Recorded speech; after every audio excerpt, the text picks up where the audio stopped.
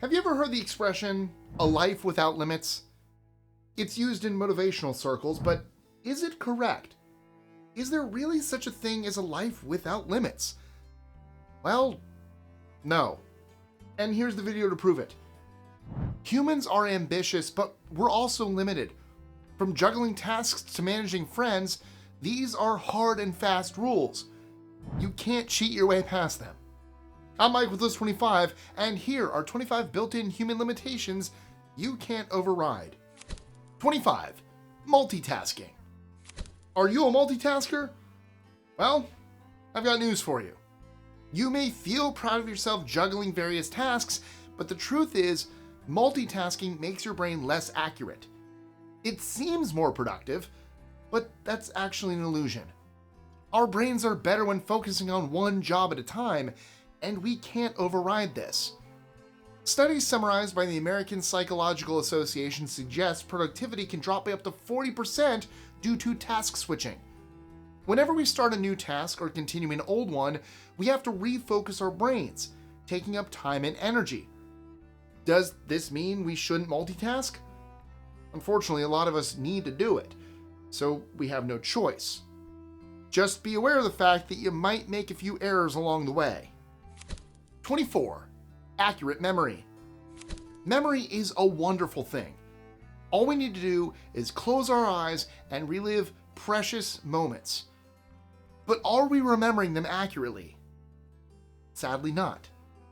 What you're experiencing is a director's cut of events, not the honest truth. Our memories are shaped by things like our emotional state, which can distort what actually happened. That eyewitness account you're watching on the news? It might not be reliable, as it's filtered through someone else's point of view. Plus, the further away the memories get, the more likely we are to re-edit them. Looking back on events with a fresh perspective means we might change and reorganize stuff without realizing it. Now, you may be thinking, I have a photographic memory, so this doesn't apply to me. First of all, congratulations on the transatlantic accent. I thought that thing died out a while ago. But secondly, a photographic memory is also called an eidetic memory, or HSAM, highly superior autobiographical memory. It doesn't matter what you call it at the end of the day. The truth is, you still remember things selectively whether you possess a photographic memory or not. It's a cool thing to have, of course, but it doesn't mean you're free of human limitations. 23. Emotion control. Have you ever had someone tell you to get a hold of yourself when you're feeling super emotional? It's all part of being human, and if you find it difficult, well, that's nothing to worry about. Controlling our emotions doesn't come easily to us humans. They can be traced to a place deep in our brains called the limbic system, a complex network that includes a region called the amygdala. Now, the amygdala is a good example to focus on here. It's the part of the brain connected to feelings of fear and emotional reactions. When you see a spider in the corner of the room and freak out, that's the amygdala kicking in. It's also linked to our reward centers. How many times have you been out on the street and spotted a hot dog vendor? You're going straight for that hot dog, right? No? Just me then. Alright. Well, I'm not saying we're total slaves to our instincts. Emotions can be managed and regulated through our limbic system. It just takes a lot of work and discipline. The brain's natural instinct is to do stuff fast rather than think over the consequences. That causes us emotional stress and is seen as a definite limitation. 22. Issues with reality. Are we living in the Matrix? Maybe we are. Everything we see is a simulation, but I don't mean a computer-generated one like in the Keanu Reeves movie. This simulation is subjective, which means it's shaped by our point of view and filtered through our brains. The simulation is created by a combination of things, like our eyes filling in the blanks. Everyone's eyes have natural blind spots, and the blank spaces are compensated for by your mind. You notice it with things like weird patterns, where we take things that don't make sense visually and translate them into something that does, even if that isn't the truth. Another way we experience subjective reality is through color. We've been known to reinterpret color if we think that's going to make an image more comfortable to look at. This idea puts an intriguing new spin on reality. Experts have gone on to speculate that reality itself is a loose concept because we don't have a definitive version of it, only people's different viewpoints. 21. Cognitive biases. How unbiased are you? Do you always consider the other person's point of view and try to keep an open mind? We try, but ultimately we fail, because we can't override our biases. Cognitive bias is a built-in feature of our brains. Everyone has it, whether we like it or not. What can we do about it? Not much. Unfortunately, human beings enjoy taking shortcuts when it comes to thinking about stuff. These shortcuts are called heuristics, which lead to cognitive bias. This is especially evident with a form of cognitive bias called confirmation bias. It means we accept things more easily if they conform to the beliefs we already hold. Anyone who's ever had an argument on social media will recognize this. 20. Cells aging. Unless you're in an Indiana Jones movie, you're not going to be finding the secret of immortality anytime soon. Some of the best minds have pondered the aging process and how it can be stopped. Their conclusion is that it can't be done, because we're aging at a cellular level. In other words, we're made up of cells, and as they break down, so do we. For example, our hair turns gray thanks to hair cells not making color anymore. As cells lose their ability to maintain and repair our bodies, we see and feel the difference. Sounds pretty hopeless. So, is there anything we can do to override this? Current research suggests fully stopping aging isn't possible with today's understanding or technology. Sorry to be the bearer of bad news, everybody. 19. Radiation damage. Radiation and humans do not mix. We all experience small amounts of radiation from things like our electronic devices. However, a serious amount of radiation is always going to hurt us, often proving fatal. Ionizing radiation containing high levels of energy disrupts us on a genetic level. It gets into our DNA and separates electrons from atoms, which basically makes us unstable. Our DNA strands can break, and we cannot repair the damage. The domino effect leads to things like cancer, making radiation one of the best known threats to our existence. So, how much radiation is too much? The recommended limit in the USA is 5,000 millirems per year, which has been calculated as several solid years of background radiation. Plus, I should stress that this annual limit is applied to people who work around radiation day to day. An extremely high amount, nevertheless. 18. Pain versus willpower. Life would be so much easier if we stopped feeling pain, right? Some people actually practice techniques designed to block pain out.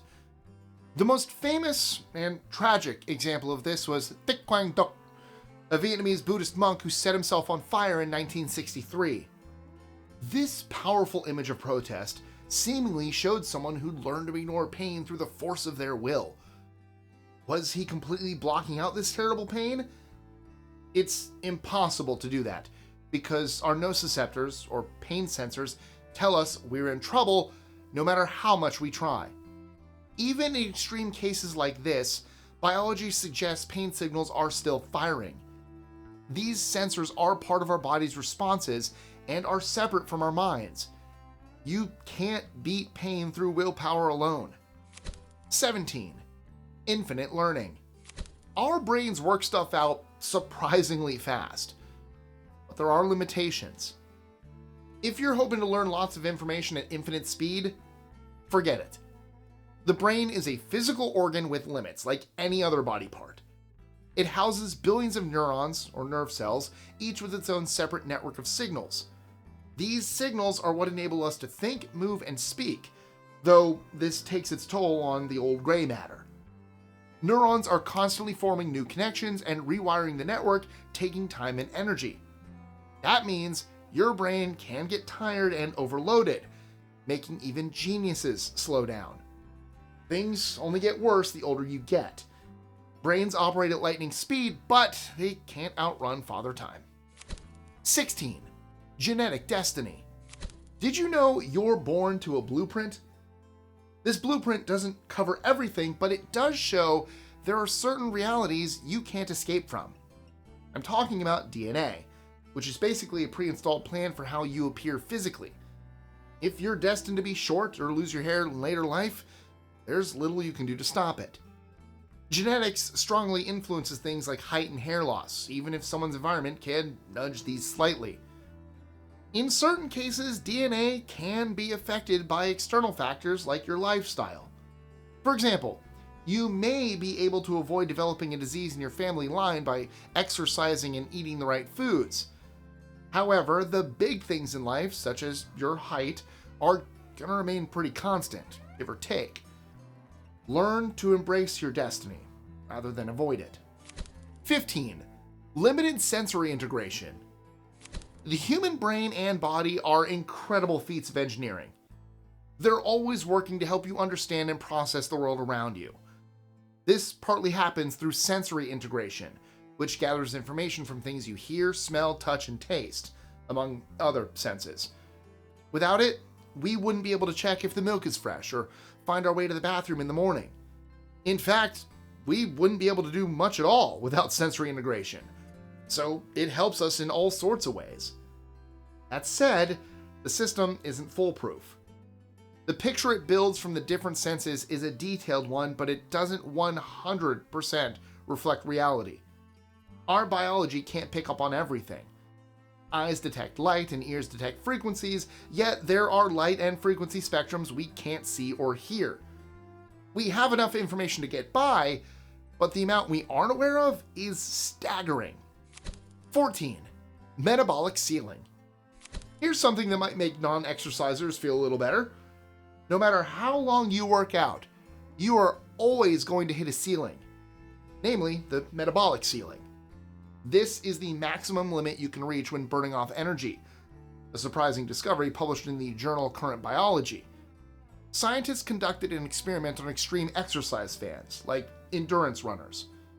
They found that so-called supermen and women peaked at 2.5 times their BMR, or basal metabolic rate. This is the measurement used to calculate the minimum amount of energy needed to stay alive. Far from being able to push the limits of human endurance, these athletes have limitations, which is reassuring for people who don't run up mountains and dive underwater for minutes at a time. 13. Working memory limits. How many things can you hold in your memory at once? A few things? Maybe more? If you can hold 7 things in check without forgetting them, then you're doing really well. Experts have speculated for years on the limits of our short-term memories. In the 50s, American psychologist George A. Miller published an influential theory named the magical number 7 plus or minus 2. This suggested we're only able to recall 7 things, give or take a couple. More recent studies have concluded the number is more like 3 to 5. Let's say you're bad at remembering stuff. How do you improve your memory? Chunking is one way of achieving this, breaking large sections of information into smaller chunks, making it easier to remember. You could also remind yourself of the details through visual cues, such as the old method of tying a knot in your handkerchief, which jumpstarts your brain when you see it. Of course, many of us don't really have handkerchiefs these days, so that example is kind of irrelevant and icky. A piece of cloth in your pocket that you keep wiping your nose on? Yeah, I'm happy to forget that one. 12. Sustaining peak focus. Do you have trouble sitting through a really long movie or find it difficult concentrating during a lecture? Don't feel bad about it. While focusing is important for our minds, especially if you're a student, the fact is we only sustain peak focus for a certain amount of time. The average human attention span is believed to be approximately 8 seconds, but it can be significantly lower or higher, anything from 2 minutes to 20 minutes. Peak focus is where you're engaged enough to forget about everything else. We become so absorbed that we lose track of time and don't get easily distracted. Some describe it as a flowing sensation, though it doesn't last forever. Our brains tire out and need a recharge. In that situation, you experience what's called mental fatigue. And it's not surprising given all the stuff your brain has to do to keep you going through day-to-day life. Some studies suggest that brief digital distractions are increasing, but attention span depends heavily on context. In other words, it depends on who you are and what you're doing. 11. Moral intuition. Having good morals is essential to being a decent person. That said, there's a catch. You see, our sense of moral intuition is faster than our conscious mind. This means we jump to conclusions on moral issues before our brain has had a chance to properly think things through. Different professions, from scientists to the priesthood, may emphasize intuition or deliberation more heavily. Is there a way of combining moral intuition with a slow and steady approach? Some people can balance the two, and some can't. There is no one-size-fits-all type deal here. 10. Time perception. You've heard of a body clock, but how exactly does it work, and how do we perceive time as a result? The human body clock follows built-in patterns, otherwise known as circadian rhythms. These react to light and darkness, letting us know when to sleep and when to wake up. How accurate is the body clock? Compared to a regular watch or clock, it's not very accurate at all. A study by researchers at the universities of Birmingham and Sussex in the UK in 2016 revealed some surprising findings. Our body clocks point us in the right direction, but when it comes to exact timings, we rely an awful lot on guesswork. This can be dangerous because our perception of time is altered by our emotions. Excitement or boredom makes things go faster or slower, so we get a false impression. Thank goodness we have accurate clocks everywhere, from bus stops to devices in our pockets, or we'd be seriously confused about time. 9. Social connection. Humans are designed to interact with each other, which is worrying given the number of us who feel isolated. Recent surveys suggest a large portion of adults feel socially cut off from everything and everyone. This is partly due to living our lives online, and also due to real-world stuff like losing friends and family members. Our biology is telling us to get out there and talk to people, but many feel they can't do that. The contradiction causes us to feel increasingly isolated, and this potentially leads to mental health issues. Depression and anxiety are linked to isolation, so if you think you're in that situation, don't be afraid to reach out to organizations that can help. Even people who enjoy their alone time tend to suffer from being isolated. It's one of those facts you just can't override, nor should you try. 8. Habit formation. Why do we form habits? It's an automatic thing that happens in your brain, where you discover something that helps you in your daily life. Let's say you're driving your car to a new job. As you repeat the journey, you notice a shortcut that gets you there quicker. Naturally, you use that shortcut, and so a habit is formed. Sounds good, but not all habits are positive. Maybe you have a few superstitious things you do because you think they give you good luck. You might wear a certain item of clothing or perform a repetitive action like knocking on wood. These habits are based on feelings rather than evidence, and can be harmful if you rely on them. If you're not careful, you'll be caught in a habit loop. This loop is broken down into 3 stages: the trigger, the routine, reward. An overeater is triggered by stress, which leads them to eating, which is the routine. They then experience temporary satisfaction, the reward part. Unfortunately, you can't override the instinct to form habits completely. However, it is possible to train your brain so you live a healthier life. 7. Fear of death. There are 2 certainties in life: death and taxes. That's a famous quote attributed to Benjamin Franklin, and it sounds pretty bleak. Well, it's only going to get bleaker when I tell you that you can't stop being scared of death. We, and our fellow creatures here on Earth, are hardwired for survival, which is why we don't sit there while the building we're in collapses around us. You can be philosophical about it, but most of us experience this fear at some point. As for taxes, well, yeah, they're a bummer too. And look, I'll be honest, this is literally my greatest fear. If I'm afraid of anything, it is this. When I lost my father, when he passed away when I was 7, I spent so many countless nights sleepless, walking around the house to try to get that fear out of my head. Still my biggest fear out of everything. Not the biggest fan of heights, but this tops it all. So I'm opening up to you guys now, just so you know. 6. Bypassing grief. Grief is one of the most horrible things a person can experience. It's easy to run from grief and pretend it's not there. However, the truth is, it is there. And you can store up a world of trouble for yourself by trying to avoid it. Because the pain of grief runs so deep, it takes a long time to process, sometimes years.